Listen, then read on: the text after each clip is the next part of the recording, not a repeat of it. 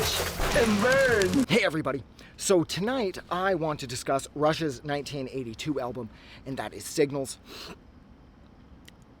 It's funny because this for me has always felt like Rush's darkest album.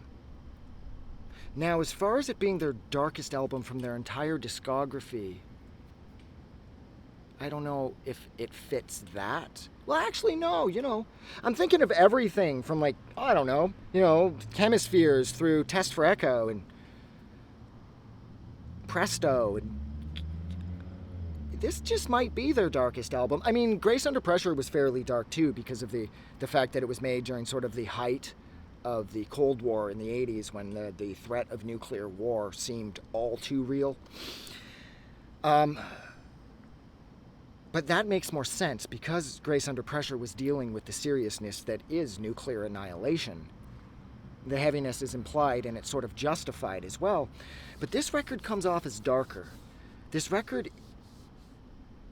it feels like this record is sort of taking a harsh look at technology going wrong. Kind of. With Digital Man and New World Man, I can't escape the vibe that this record is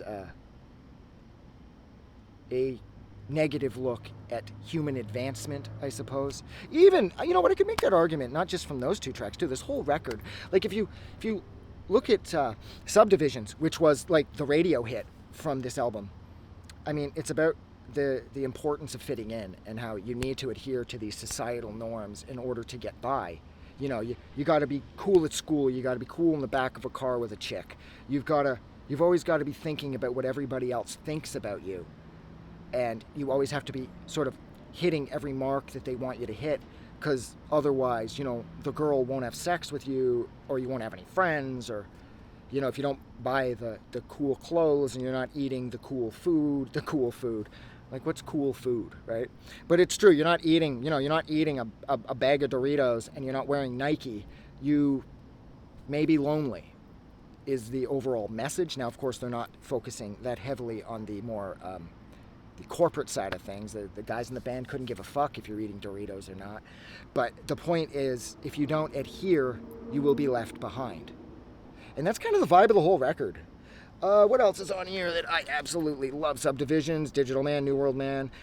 Those would be my three favorite songs. And I also have to say that, again, this is Rush still sort of going through, and I'm not saying this to knock them, they're kind of going through their Police phase. I think actually this would have been the beginning of their Police phase, because prior to this, it was Permanent Waves, I think, that had come out in 80. I think Permanent Waves came out in 80 at least. I think that was the record that came out before this. This is the record for me that sort of gave the birth to Rush's sort of paying tribute to the Police. And I know at this point the Police were everywhere. Synchronicity, that record hit like a fucking hydrogen bomb.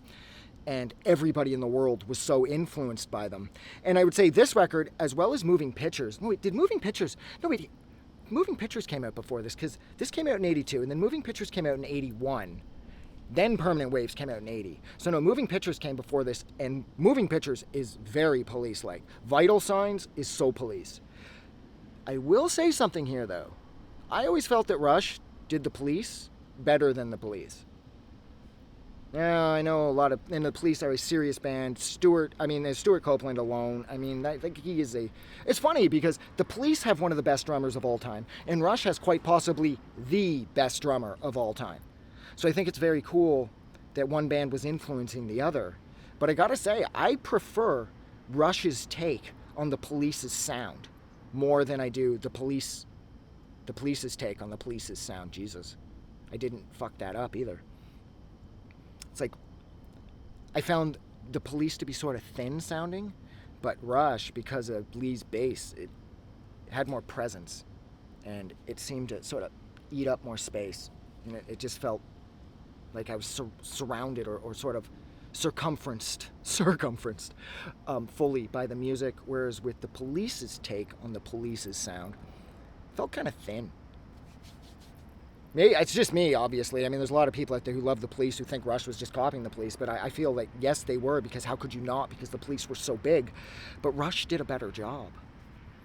This record is kind of dark, like I said. It's catchy and it's fun. With Subdivisions, New World Man, Digital Man, those songs are so much fun. But the tone of this record is really, really heavy. And I'm going to stop talking there. So, thank you so much for hanging out with me for a little over 5 minutes while I discussed Rush's killer and yet incredibly dark-sounding 1982 album. Signals, like always, if you like this review, don't forget to do something nice for somebody. But please, most importantly, don't forget that the world is actually a better place because you are in it. And I'm going to go because I got to climb out of here and my legs are falling asleep. Have a good night.